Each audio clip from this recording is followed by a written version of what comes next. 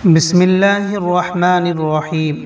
হিজরতের সময় যখন প্রিয় নবী মক্কা ত্যাগ করতেছিল তখন রাসূল সাল্লাল্লাহু আলাইহি সাল্লামের মর্মান্তিক প্রতিক্রিয়া। আল্লাহর কসম, নিশ্চয়ই তুমি আল্লাহর শ্রেষ্ঠ জনপদ ও আল্লাহর নিকট আল্লাহর মাটি সমূহের মধ্যে সবচেয়ে প্রিয় মাটি। হে মক্কার মাটি, আমি বাধ্য হয়েছি তোমার এখান থেকে বের হয়ে যাওয়ার জন্য। আব্দুল্লাহ ইবনে আরিকাত লাইসি, যিনি সাহারা জনমান শূন্য পথ সম্পর্কে অভিজ্ঞ ছিলেন, মদিনায় পৌঁছিয়ে দেওয়ার জন্য পূর্বেই তার সাথে চুক্তি ও মজুরি নির্ধারিত হয়েছিল। হযরত আবু বকর সিদ্দিক রাদিয়াল্লাহু আনহু আগেই এই লোকটার সঙ্গে চুক্তি করেছিল যে আমরা যখন মদিনায় যাব তখন তুমি আমাদের পথ দেখানোর জন্য নিযুক্ত থাকবে এবং তোমাকে তার মজুরিও দেওয়া হবে। এবং আবু বকর সিদ্দিক রাদিয়াল্লাহু আনহু সেই আব্দুল্লাহ বিন আরিকাতের কাছে দুইটি বাহনও রেখে দিয়েছিলেন যে আমরা যখন মক্কা থেকে মদিনায় চলে যাব তখন এই বাহন দুটি কাজে আসবে, এই জন্য এই বাহন দুটি তুমি তোমার কাছেই রেখে দাও। তখনও আব্দুল্লাহ বিন আরিকাত কুরাইশ মূর্তি পূজকদের দলভুক্ত থাকলেও পথ প্রদর্শক হিসাবে তার উপর নির্ভর করার ব্যাপারে সন্দেহের কোনো অবকাশ ছিল না, কেননা তার পেশাই ছিল মানুষকে পথ দেখানো।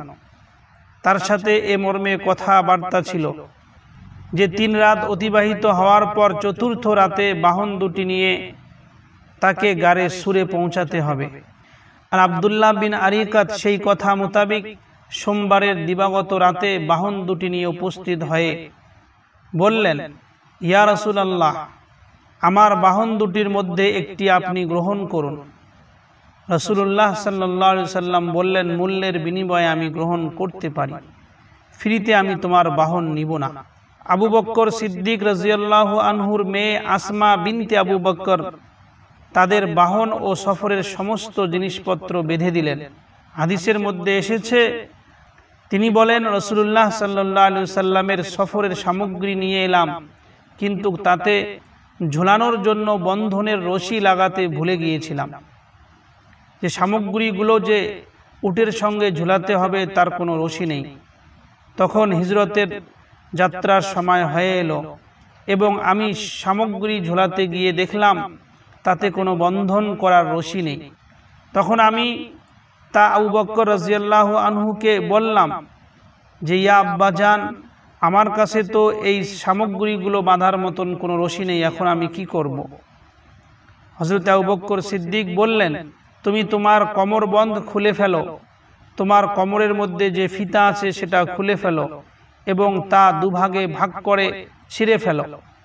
তারপর এক অংশের সাহায্যে সামগ্রী ঝুলিয়ে দিলাম এবং দ্বিতীয় অংশের সাহায্যে হযরতে আসমা বিনতে আবু বকর নিজের কোমর বেঁধে নিল।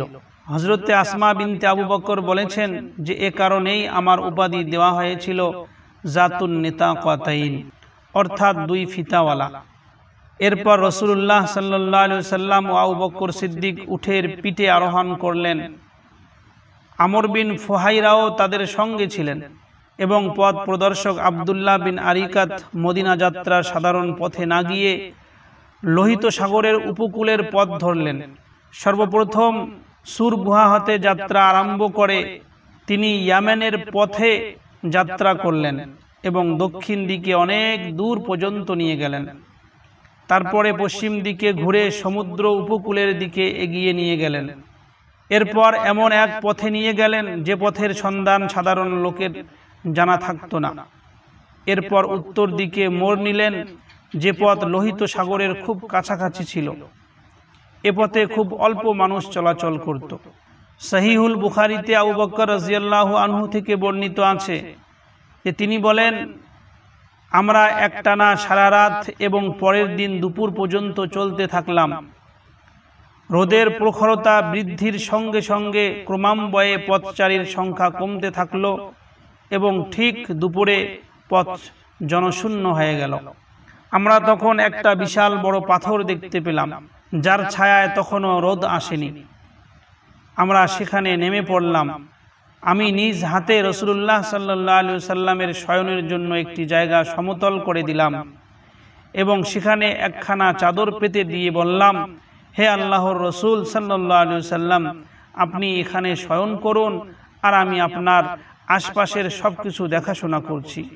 রাসূল সাল্লাল্লাহু আলাইহি ওয়াসাল্লাম সেই পাথরের ছায়ার মধ্যে শুয়ে পড়লেন এবং আমি সামনে ও পিছনে খোঁজ খবর নেওয়া এবং দেখাশোনার জন্য বেরিয়ে পড়লাম। হঠাৎ লক্ষ্য করলাম একজন রাখাল তার ছাগলের পাল নিয়ে পাথরের দিকে চলে আসছে।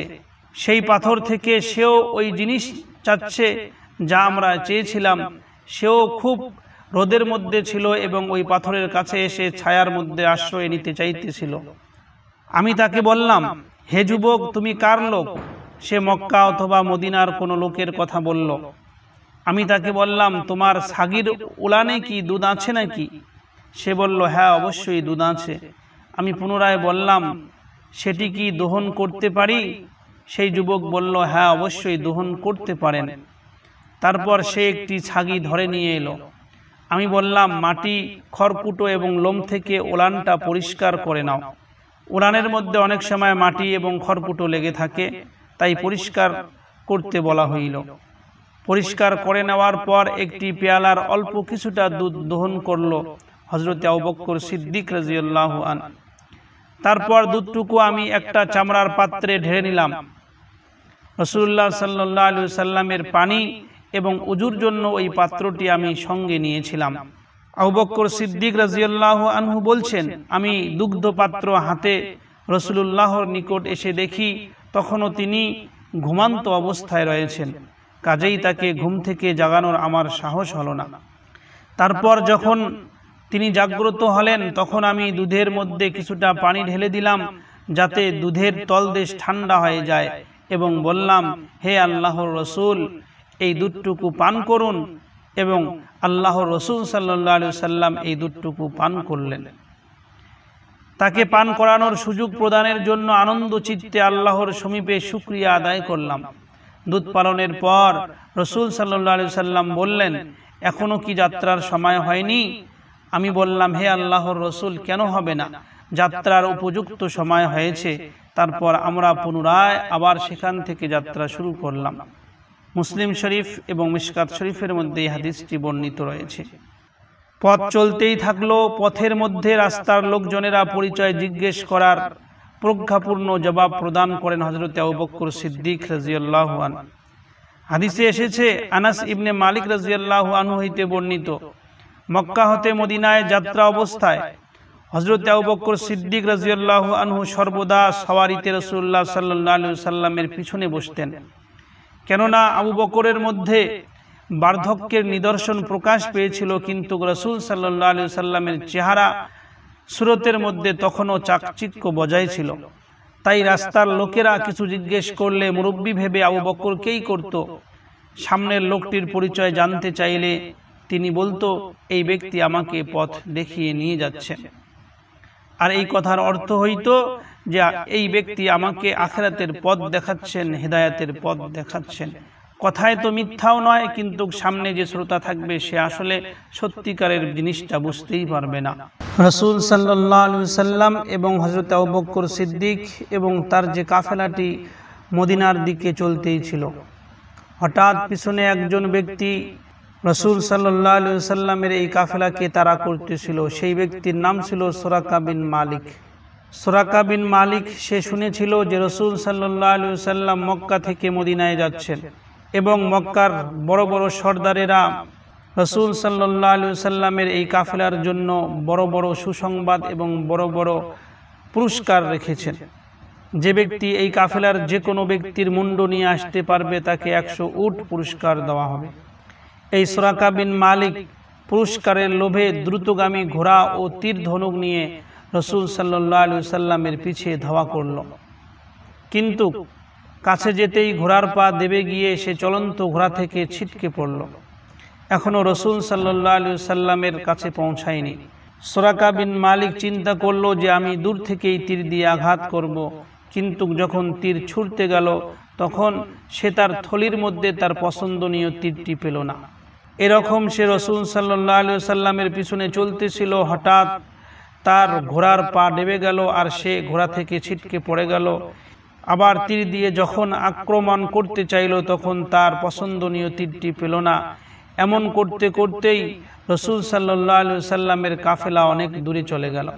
কিন্তু এই সুরাকা বিন মালিক রসুল সাল্লাল্লাহু আলাইহি সাল্লামের পিছু ছাড়েনি। সে পুনরায় জমিন থেকে উঠল এবং ঘোড়ার পিঠের মধ্যে আবার আরোহণ হলো এবং রসুল সাল্লাল্লাহু আলাইহি সাল্লামের দিকে অগ্রসর হইতে শুরু করলো।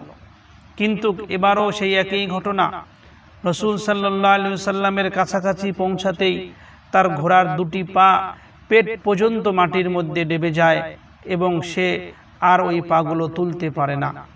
যখন এই সুরাকা বিন মালিকের সঙ্গে এরকম বারবার হইতেছিল, তখন তার দিলের মধ্যে একটি ভয় উপস্থিত হলো। সুরাকা বিন মালিকের একটি দীর্ঘ বিশ্বাস হয়ে গেল যে মুহাম্মদকে আমার নাগালে পাওয়া সম্ভব হবে না, আমি মুহাম্মদকে ধরতে পারবো না। তাই সে ভয়ে আতঙ্ক হয়ে গেল এবং রসুল সাল্লাল্লাহু আলাইহি সাল্লামের কাছে দূর থেকে আশ্রয় প্রার্থনা করতে শুরু করলো এবং নিরাপত্তা প্রার্থনা করলো। যখন রসুল সাল্লাল্লাহু আলাইহি সাল্লামের কাফেলা এবং রসুল সাল্লাল্লাহু আলাইহি সাল্লাম নিজে সুরাকা বিন মালিকের এই নিরাপত্তার আহ্বান জানতে পারল, তখন রসুল সাল্লাল্লাহু আলাইহি সাল্লাম তার কাফেলাকে থামিয়ে দিল। সেই সুযোগে সুরাকা বিন মালিক রসুল সাল্লাল্লাহু আলাইহি সাল্লামের কাফেলার কাছাকাছি চলে এলো এবং রসুল সাল্লাল্লাহু আলাইহি সাল্লামকে কিছু খাদ্য সামগ্রী ও কিছু আসবাবপত্র দিতে চাইল। কিন্তু রসুল সাল্লাল্লাহু আলাইহি সাল্লাম সুরাকার কাছ থেকে কিছুই কবুল করলেন না। কিন্তু সুরাকা বিন মালিক রসুল সাল্লাল্লাহু আলাইহি সাল্লামের কাছে আবেদন করলো যে ইয়া রাসূলুল্লাহ, আপনি আমাকে একটি নিরাপত্তা লিপিবদ্ধ করে দিন। তাই রসুল সাল্লাল্লাহু আলাইহি সাল্লামের হুকুমে আমির বিন ফুহাইরা একটি চামড়ার উপরে একটি নিরাপত্তা লিখে তার দিকে নিক্ষেপ করে দিল এবং সুরাকা বিন মালিক সেই নিরাপত্তার লিপিবদ্ধ কাগজ নিয়ে সেখান থেকে ফিরে এলো। এর লাভ এটাই হয়েছিল যে রসুল সাল্লাল্লাহু আলাইহি সাল্লামের পিছনে যত লোক তারা করতে পিছনে লেগেছিল, এই সুরাকা বিন মালিক যখন ফিরে আসতেছিল তখন সবাইকে নিজের সঙ্গে ফিরিয়ে নিয়ে আসতেছিল এবং ফিরিয়ে নিয়ে এসেছিল। এইভাবেই দিনের প্রথম ভাগে যে ব্যক্তি ছিল রক্তপিপাসু রসুল সাল্লাল্লাহু আলাইহি সাল্লামের দুশমন, কিন্তু সেই ব্যক্তি দিনের শেষ ভাগে হয়ে গেল রসুল সাল্লাল্লাহু আলাইহি সাল্লামের দেহরক্ষী বন্ধু। রসুল সাল্লাল্লাহু আলাইহি সাল্লামের কুবায় অবতরণ ও মসজিদ স্থাপন। প্রিয় দর্শক, একটানা 8 দিন চলার পর 14 নববী বর্ষের 8ই রবিউল আউয়াল সোমবার দুপুরে কুবা উপশহরে রসুল সাল্লাল্লাহু আলাইহি সাল্লাম তার সঙ্গী সাথীকে নিয়ে কুবার মধ্যে এই শহরের মধ্যে অবতরণ করেন। রসুল সাল্লাল্লাহু আলাইহি সাল্লাম এবং তার সঙ্গী সাথীরা এই কুবা শহরের মধ্যে রাত শেষে অবতরণ করেন এবং দিনের বেলা শহরে প্রবেশ করেন। অর্থাৎ রসুল সাল্লাল্লাহু আলাইহি সাল্লাম এবং তার সঙ্গী সাথীর এই সফরটি মক্কার সুর পাহাড় থেকে সোমবারে রওনা দিয়ে পরবর্তী সোমবার দুপুরে কুবার মধ্যে পৌঁছেছিল। মোট 8 দিন লেগেছে এই সফরের মধ্যে। কুবায় মানুষের ঢল নামে রসুল সাল্লাল্লাহু আলাইহি সাল্লাম এবং সাহাবীদের দেখে। হাজারো মানুষের অভ্যর্থনার মধ্যেও রসুল সাল্লাল্লাহু আলাইহি সাল্লাম নিশ্চুপ। তার উপরে আবু বকর সিদ্দিক রাদিয়াল্লাহু আনহু চাদর দিয়ে ছায়া করলে লোকেরা রসুল সাল্লাল্লাহু আলাইহি সাল্লামকে চিনতে পারে যে যাকে আবু বকর সিদ্দিক ছায়া করে রেখেছে চাদর দিয়ে, সেই হবে রসুল সাল্লাল্লাহু আলাইহি ওয়াসাল্লাম। এ সময় তার উপরে ওহী নাজিল হয়। ওহীটি ছিল এরকম, জেনে রেখো আল্লাহ, জিবরাইল ও সৎকর্মশীল মুমিনগণ তার সহায়, উপরন্তু ফেরেশতাগণও তার সাহায্যকারী। কুবায় রাসূলুল্লাহ সাল্লাল্লাহু আলাইহি ওয়াসাল্লাম বনু আমর বিন আউফ গোত্রের কুলসুম ইবনে হিদমের বাড়িতে অবস্থান করেন। রসুল সাল্লাল্লাহু আলাইহি ওয়াসাল্লামের মদিনা আগমনের অল্প কিছু দিনের মধ্যেই এই কুলসুম ইবনে হিদাম ইন্তেকাল করেন। তিনি আনসার সাহাবীদের মধ্যে সর্বপ্রথম ইন্তেকাল করেছিলেন। তার ইন্তেকালের কয়েকদিন পরেই ইন্তেকাল করেন আসাদ বিন জারারাহ রাদিয়াল্লাহু আনহু। রসুল সাল্লাল্লাহু আলাইহি ওয়াসাল্লাম এখন কুবার মধ্যে রয়েছেন।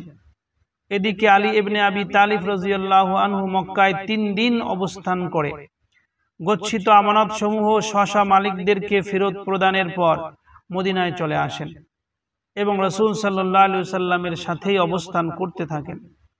কুবাতে রাসূলুল্লাহ সাল্লাল্লাহু আলাইহি ওয়াসাল্লাম 14 দিন অবস্থান করেন। এতে মতভেদ থাকলেও এ ব্যাপারে সকলে একমত যে তিনি সোমবারে কুবায় অবতরণ করেন এবং শুক্রবারে সেখান থেকে ইয়াসরাবের উদ্দেশ্যে রওনা হন, অর্থাৎ মদিনার দিকে রওনা হন। এ সময় তিনি সেখানে মসজিদ একটি প্রতিষ্ঠা করেছিলেন এই কুবা শহরের মধ্যে। ও সেখানে নামাজও তিনি আদায় করেছিলেন। এই মসজিদ সম্পর্কে সূরা তওবার 108 নম্বর আয়াতে তাকওয়ার ভিত্তিতে প্রতিষ্ঠিত মসজিদ বলে প্রশংসা করা হয়েছে এই কুবার মসজিদকে। এটাই ছিল ইসলামের ইতিহাসে প্রথম মসজিদ, কুবা শহরের মসজিদ। রাসূল সাল্লাল্লাহু আলাইহি সাল্লামের প্রথম জুমা আদায় ও মদিনায় প্রবেশ। মদিনার উপকণ্ঠে পৌঁছে বনু সালিম ইবনে আউফ গোত্রের রানুনা উপত্যকায় তিনি প্রথম জুমার সালাত আদায় করেন।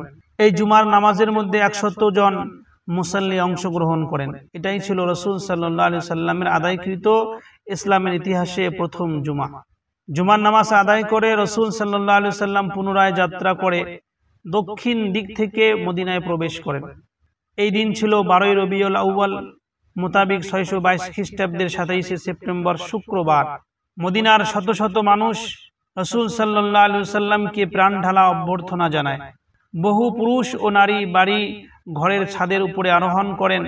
এমনকি ছোট্ট শিশু কিশোরেরা বলতে থাকে, এই যে আল্লাহর রসুল এসে গেছেন, এই যে আল্লাহর নবী এসে গেছেন, হে মুহাম্মদ, হে আল্লাহর রসুল। প্রত্যক্ষ সাহাবী বারা ইবনে আজিব আনসারী রাদিয়াল্লাহু আনহু বলেন, রাসূল সাল্লাল্লাহু আলাইহি সাল্লামের আগমনে আমি মদিনাবাসীকে যত খুশি হতে দেখেছি, এত খুশি তাদের কখনো হতে দেখিনি। বুখারী। আনাস ইবনে মালিক রাদিয়াল্লাহু আনহু বলেন, আমি রাসূল সাল্লাল্লাহু আলাইহি সাল্লাম ও আবু বকর রাদিয়াল্লাহু আনহু এর আগমনের দিনের চেয়ে অধিক সুন্দর ও হাস্যোজ্জ্বল দিন আর কখনো দেখিনি। আবু আইয়ুবের বাড়িতে রাসূল সাল্লাল্লাহু আলাইহি সাল্লামের অবতরণ। মদিনায় প্রবেশের পর প্রত্যেক বাড়িওয়ালা তার বাড়িতে রাসূল সাল্লাল্লাহু আলাইহি সাল্লামকে মেহমান হিসেবে পাওয়ার জন্য ব্যস্ত হয়ে পড়ে। অনেকে উটের লাগাম ধরে টানতে থাকে, কিন্তু রাসূল সাল্লাল্লাহু আলাইহি সাল্লাম বলতে থাকেন, তোমরা ওকে ছাড়ো, কেননা সে আদেশ প্রাপ্ত। অতঃপর উষ্ট্রি নিজের গতিতে চলে বর্তমানের মসজিদে নববীর দরজার স্থানে গিয়ে বসে পড়ে, কিন্তু রাসূল সাল্লাল্লাহু আলাইহি সাল্লাম তখনও নামেননি। পরে উষ্ট্রি পুনরায় উঠে কিছু দূর গিয়ে আবার পূর্বের স্থানে ফিরে এসে বসে পড়ে। এটি ছিল রাসূল সাল্লাল্লাহু আলাইহি সাল্লামের মাতুল গোষ্ঠী বনু নাজ্জারের মহল্লা। বনু নাজ্জার গোত্রের লোকদের মধ্যে হিরিক পড়ে গেল, কে রাসূলকে আগে তার বাড়িতে নেবে। আবু আইয়ুব আনসারী রাদিয়াল্লাহু আনহু উষ্ট্রির পিঠ থেকে পালান উঠিয়ে নিজ বাড়ির দিকে গেলেন। কেউ দাবি ছাড়তে চান না। এক পর্যায়ে রাসূল সাল্লাল্লাহু আলাইহি সাল্লাম বললেন, কার বাড়ি নিকটে? আবু আইয়ুব বললেন, এই তো আমার বাড়ি, এই তো আমার দরজা। তখন রাসূল সাল্লাল্লাহু আলাইহি সাল্লাম তার বাড়িতে গেলেন। আবু বকরও তার সাথে গেলেন। এ সময় রাসূল সাল্লাল্লাহু আলাইহি সাল্লাম দোয়া করেন, আল্লাহর রহমতের উপরে তোমরা দুজন রাসূল ও আবু বকর দাঁড়িয়ে যাও। এর মাধ্যমে তিনি সেখানে অবস্থান করার কথা ঘোষণা করেন। আবু আইয়ুবের বাড়িটি ছিল দোতলা। হাদিসে বর্ণিত আছে, আবু আইয়ুব রাদিয়াল্লাহু আনহু বলেন, তিনি তাকে দোতলায় থাকতে অনুরোধ করেন, কিন্তু রাসূল সাল্লাল্লাহু আলাইহি সাল্লাম বললেন, নিচতলাটাই সহজতর হবে। ফলে আবু আইয়ুব দোতলায় এক পাশ থেকে রাত্রি যাপন করতে থাকেন। এক রাতে তিনি চিন্তা করলেন, রাসূল সাল্লাল্লাহু আলাইহি সাল্লাম নিচে থাকবেন আর আমরা তার মাথার উপরে চলাফেরা করব, এটা কিভাবে সম্ভব? পরে তিনি এসে বললেন, হে আল্লাহর রাসূল, আপনাকে নিচে রেখে আমরা মাথার উপরে থাকতে পারবো না। তখন রাসূল সাল্লাল্লাহু আলাইহি সাল্লাম দোতলায় ওঠেন। আবু আইয়ুব রাদিয়াল্লাহু আনহু নিচ থেকে তার জন্য খাবার রান্না করে উপরে পরিবেশন করতে থাকেন। খাওয়ার পর পাত্রে কিছু বাকি থাকলে আবু আইয়ুব ও তার স্ত্রী তা বরকতের আশায় খেয়ে নিতেন। মদিনায় মসজিদে নববীর স্থাপন। মহানবী সাল্লাল্লাহু আলাইহি সাল্লামের উটনি আবু আইয়ুব আল আনসারী রাদিয়াল্লাহু আনহুর বাড়ির সামনে খালি জায়গায় গিয়ে বসে পড়ল। জমিটির মালিক ছিল সাহাল ও সোহেল নামের দুই ইয়েতিম বালক। তাদের জমিতেই বর্তমান মসজিদে নববী অবস্থিত। মদিনায় নবী পরিবারের আগমন। কয়েকদিনের মধ্যেই নবী পত্নী সওদা বিনতে জামাহ এবং নবী কন্যা উম্মে কুলসুম ও ফাতিমা এবং ওসামা বিন যায়েদ ও তার মা রাসূল সাল্লাল্লাহু আলাইহি সাল্লামের মুক্ত দাসী উম্মে আইমান মদিনায় পৌঁছে যান। এদের সকলকে আব্দুল্লাহ ইবনে আবু বকর তার পারিবারিক কাফেলার সাথে নিয়ে এসেছিলেন, যাদের মধ্যে আয়েশা রাদিয়াল্লাহু আনহাও ছিলেন। কেবল নবী কন্যা জয়নাব তার স্বামী আবুল আসের সঙ্গে রয়ে গিয়েছেন। তিনি বদরের যুদ্ধের পরে মদিনার মধ্যে চলে এসেছেন। এই হলো রাসূল সাল্লাল্লাহু আলাইহি সাল্লামের মদিনা হিজরতের পরিপূর্ণ কাহিনী। প্রিয় দর্শক, আশা করি কাহিনীটি আপনাদের কাছে ভালো লাগবে।